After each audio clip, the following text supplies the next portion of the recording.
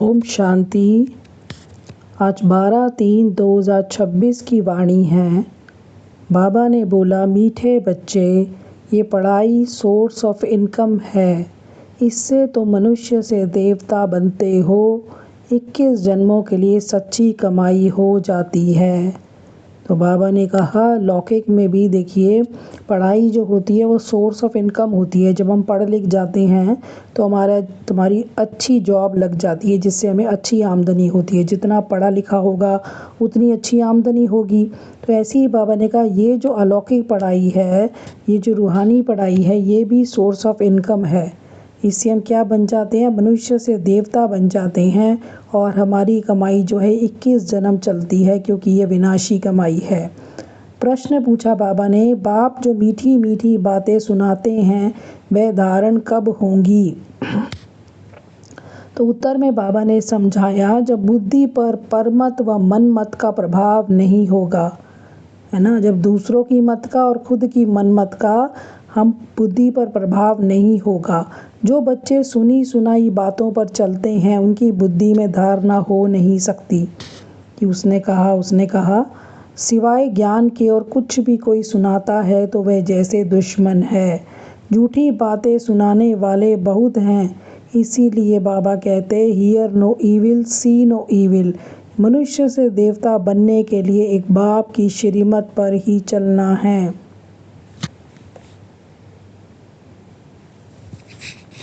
तो बाबा ने कहा कि ये पढ़ाई जो है वो बड़ी सोर्स ऑफ इनकम है। पढ़ाई से ही मनुष्य बैरिस्टर आदि बनते हैं। लेकिन ये पढ़ाई मनुष्य से देवता बनने की है, तो प्राप्ति कितनी भारी है। इन जैसी प्राप्ति कोई करा नहीं सकता ना। इस पढ़ाई जैसी प्राप्ति कोई पढ़ाई नहीं करा सकती। ग्रंथ में गाया हुआ है, मनुष्य से देवता किए करत न लागी वार। परंतु मनुष्य की बुद्धि चलती नहीं है। ज़रूर वह देवी देवता धर्म प्राय लोप हो चुका है। तब तो लिखते हैं मनुष्य से देवता बने। देवताएं तो सतयुग में थे, उन्हों को ज़रूर भगवान ने संगम पर रचा होगा। तो कैसे रचा? बाबा ने कहा, ये कोई नहीं जानता। गुरु नानक ने भी परमात्मा की महिमा गाई, उन जैसी महिमा कोई ने नहीं गाई। इसलिए ग्रंथ को बहुत बार भारत में पढ़ते हैं। गुरु ग्रंथ साहिब में जितनी भगवान की महिमा लिखी गई है, गुरु नानक जी ने लिखी है, उतना किसी ने भी नहीं महिमा गाई। तो गुरु नानक का कलयुग में अवतार होता है, वह है धर्म स्थापक। राजाई तो पीछे हुई है, बाप ने तो ये देवी देवता धर्म स्थापन किया है। वास्तव में नई दुनिया ब्राह्मणों की ही कहेंगे। तो बाबा ने कहा कि 5000 वर्ष में मैं ही आता हूँ। सारे कल्प में एक ही बार मैं आता हूँ। और बाबा ने कहा, मैं एक धर्म की स्थापना करता हूँ, अनेक धर्मों का विनाश कर एक धर्म की स्थापना करता हूँ। ये 5000 वर्ष का खेल है। तुम बच्चे जानते हो, हमने 84 जन्म लिए हैं, है ना। विष्णु की नाभि से ब्रह्मा दिखाते हैं, तो ब्रह्मा और विष्णु ये किसके बच्चे हैं? दोनों बच्चे शिव के हैं। वह है रचयिता और वह है रचना। ब्रह्मा और विष्णु जो है रचना है, और रचयिता कौन है? शिव बाबा। तो इन बातों को बाबा ने कहा कोई नहीं समझता, बिल्कुल नई बातें हैं। तो बाबा भी कहते हैं ये नई बातें हैं, कोई शास्त्रों में ये बातें हो नहीं सकती, है ना। ज्ञान का सागर बाप है, वही गीता का भगवान है। भक्ति मार्ग में शिव जयंती भी मनाते हैं। सतयुग त्रेता में नहीं बनाते। सतयुग त्रेता में थोड़ी बनाएंगे, वहाँ पे तो पता ही नहीं। तो ज़रूर संगम पर ही आते होंगे। ये बातें तुम समझते जाते हो और समझाते रहते हो।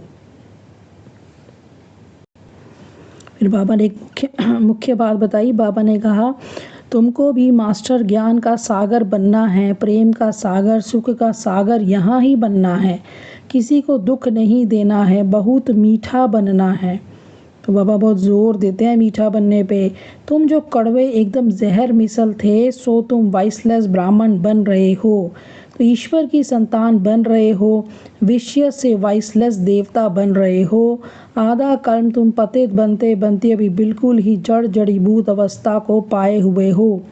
सड़े हुए कपड़ों को सटका लगाने से फटकर चीर चीर हो जाते हैं, है ना। कई जो बहुत गले हुए कपड़े होते हैं उनको जब ज़ोर से सोटा लगाते हैं तो वो फटकर चीर चीर हो जाते हैं। यहाँ पे भी आत्माएं जो बहुत पतित हैं उनको जब ज़्यादा धोया जाता है, ज़्यादा फटकारा जाता है तो वो भी चीर चीर हो जाती हैं।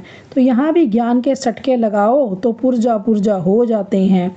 कोई कपड़ा ऐसा मैला है जो साफ़ करने में बहुत टाइम लगता है, फिर वहाँ भी हल्का पद मिल जाता है। मतलब बाबा जो हमें ज्ञान से, योग से इतना स्वच्छ बना रहे हैं, बाबा कह रहे हैं बनने में टाइम लगता है, क्योंकि किसी किसी के संस्कार इतने कड़े होते हैं कि वो इतनी जल्दी पिघलते ही नहीं हैं। तो बाबा ने कहा कि यहाँ फिर बहुत टाइम लग जाता है, तो फिर वहाँ पे भी हल्का पद मिल जाता है। बाबा धोबी है, तुम भी साथ में मददगार हो। धोबी क्या करता है? मैले कपड़ों को साफ करता है, और बाबा क्या करता है? मैली आत्माओं को स्वच्छ बनाता है। तो बाबा ने कहा मैं धोबी हूँ, है ना। और बाबा ने कहा तुम भी मेरे साथ मददगार हो। धोबी भी नंबरवार होते हैं, यहाँ भी नंबरवार हैं। धोबी अच्छे कपड़े साफ न करे तो कहेंगे ना कि ये तो जैसे हजाम हजाम है ना। आजकल कपड़े साफ धुलाने सीखे हैं, अभी अभी इन्होंने सीखा, इनको इतने अच्छे से नहीं आता। आगे गावड़ों में तो बहुत मैले कपड़े धुलाई होते थे। ये हुनर भी बहुत वालों से आया है, बाहर वालों से आया है। बाहर वाले कुछ इज्जत देते हैं, पैसे आदि की मदद करते हैं, जानते हैं ये बहुत बड़ी बिरादरी वाले हैं। तो बाप कहते हैं तुमको कितना धनवान बनाया था, माया ने क्या हालत कर दी है। तुम अभी समझते हो हम विजय माला के थे, फिर 84 जन्म लेकर हम क्या बन गए हैं। वंडर है ना। तो वही बाबा कह रहे हैं तुम सबको समझाओ कि तुम भारतवासी तो स्वर्गवासी थे, भारत ही स्वर्ग था, फिर नीचे गिरते गिरते नर्कवासी भी बनना पड़े। अब बाबा क्या कहते हैं? पवित्र बनो तो स्वर्गवासी बन जाएंगे। मन मना भव। शिव भगवान उवाच मामेकम याद करो। याद की यात्रा से तुम्हारे सब पाप नष्ट हो जाएंगे। शास्त्रों में लिखा है ना, श्री कृष्ण ने भगाया पटरानी बनाने। तुम सब पढ़ रहे हो, पटरानी बन रहे हो, परंतु इन बातों को कोई समझ नहीं सकते हैं। अब बाप ने आकर बच्चों को समझाया है। बाप कहते हैं मैं कलप कलप तुमको समझाने आता हूँ, तो पहले भगवान एक है ये सिद्ध कर, फिर बताओ गीता का भगवान कौन है। पहले तो यही बताना है कि भगवान एक है, सर्वव्यापी नहीं है, बहुत सारे भगवान नहीं हैं, और फिर बताना है कि गीता का भगवान श्री कृष्ण नहीं शिव है। राजयोग किसने सिखाया है? भगवान ही ब्रह्मा द्वारा स्थापन कराते हैं और विनाश फिर पालना कराते हैं। तो ये जो ब्राह्मण है वही फिर देवता बनते हैं। तो बाबा ने कहा ये बातें भी समझ में उन्हों को आएंगी जिन्होंने कल पहले समझा होगा, क्योंकि ड्रामा रिपीटिशन पे है। सेकंड बाय सेकंड जो हुआ इस समय तक समझेंगे। ड्रामा में तुम्हें बहुत पुरुषार्थ करना है, ये तो बच्चे समझते हैं, अभी हमारी वह अवस्था नहीं हुई है, टाइम लगेगा। कर्मातीत अवस्था हो जाए तो फिर सब नंबर 1 पास हो जाएं, फिर तो लड़ाई भी लग जाती, आपस में खिटपिट चलती ही रहेगी। बाबा ने कहा इतनी जल्दी सब कर्मातीत नहीं हो सकते, क्योंकि फिर तो सब शरीर छोड़ के ही चले जाएं। लेकिन बाबा ने कहा अभी जब तक नहीं सब स्थापना होती तो खिटपिट चलती ही रहेगी। तुम जानते हो जहाँ तहाँ देखो लड़ने की तैयारी कर रहे हैं, सब तरफ तैयारियां कर रहे हैं। तुमने जो कुछ दिव्य दृष्टि से देखा है वह फिर इन आँखों से देखना है। विनाश का साक्षात्कार किया है, फिर वैसे आँखों से देखेंगे। स्थापना का भी साक्षात्कार किया है, फिर प्रैक्टिकल में राजाई भी देखेंगे। तो बाबा ने कहा तुम बच्चों को तो बहुत खुशी होनी चाहिए, ये तो पुराना तन है, योग से आत्मा पवित्र बन जाएगी, फिर ये पुराना शरीर भी छोड़ना है। तो बाबा ने कहा 84 जन्मों का चक्र पूरा होता है, फिर ज़रूर सबको नए शरीर मिलेंगे। तो ये भी बाबा ने कहा बहुत सहज समझने की बातें हैं। तो बाबा ने कहा शिव जयंती मनाते हैं, भारत को वर्षा मिला इसलिए मनाते हैं, लेकिन बाबा ने कहा शिव बाबा आया है, क्या आकर किया किसी को पता नहीं है ना। इस्लामी बौद्धि आदि आदि ने तो आकर अपना धर्म स्थापन किया, बाप ने आकर क्या किया? ज़रूर स्वर्ग की स्थापना की। कैसे स्थापना की, कैसे स्थापना होती है सो तुम अभी जानते हो। फिर सतयुग में ये सब भूल जाएंगे, सब भूल जाएंगे। तब हम ये भी समझते हो 21 जन्मों का वर्षा अभी हम ले लेते हैं, ये ड्रामा में नूंद है, बल वहाँ समझेंगे ये बाप है वह बच्चा है ना। तो बाबा ने कहा ये ड्रामा में तो नूंद है, वहाँ पे समझेंगे कि ये बाप है ये बच्चा है, यानी और उनको ये तो पता होगा ना कि ये बाप है ये बच्चा है। बच्चे को वर्षा मिलता है, परंतु ये प्रारब्ध है अभी की। सच्ची कमाई कर 21 जन्मों के लिए तुम वर्षा अभी पा रहे हो। 84 जन्म तो लेने ही हैं, सतो प्रधान से फिर सतो रजो तमो में आएंगे, है ना। तो ये स्टेजेस सारी आत्मा को गुजरना है इनसे। तो बाबा ने कहा ये अच्छी रीति याद करने से फिर खुशी में भी रहेंगे, है ना। ये हमारी चढ़ती कला है, समझाने में भी बड़ी मेहनत लगती है। अब जब समझ जाते हैं तो उनको बड़ी खुशी होती है। जो बच्चे अच्छी रीति समझते हैं वे फिर बहुतों को समझाते रहते हैं, कांटों को फूल बनाते रहते हैं। ये है बेहद की पढ़ाई। वर्षा भी बेहद का मिलता है, फिर इसमें त्याग भी बेहद का है। देखो बेहद की पढ़ाई है, बेहद का वर्षा मिलता है, तो बाबा ने कहा त्याग भी बेहद का करना है। बेहद का त्याग कैसे करेंगे? बुद्धि से त्याग करना है। घर बार छोड़ के सीन से आउट नहीं हो जाना, सीन में रहते रहते भी अपने पुराने संस्कारों का त्याग करना है। क्योंकि बाबा ने कहा तुम जानते हो ये पुरानी दुनिया, बाबा ने कहा गृहस्थ व्यवहार में रहते सारी दुनिया का त्याग करना है, क्योंकि तुम जानते हो ये पुरानी दुनिया ख़त्म होनी है, अब नई दुनिया में जाना है। इसीलिए बेहद का संन्यास कराते हैं कि बुद्धि से भूलो, जहाँ से जाना होता है ना वहाँ से बुद्धि से भुलाया जाता है उसको। सन्यासियों का है हद का संन्यास और उनका है हठ योग। इसमें हट की बात नहीं रहती, ये तो पढ़ाई है ना। पाठशाला में पढ़ना है मनुष्य से देवता बनने के लिए। तो बाबा ने कहा श्री कृष्ण हो ना सके, शिव भगवानुवास श्री कृष्ण हो ना सके, उनको हेवनली गॉड फादर नहीं कहेंगे, हेवनली प्रिंस कहेंगे। तो कितनी मीठी मीठी बातें समझने और धारण करने की हैं।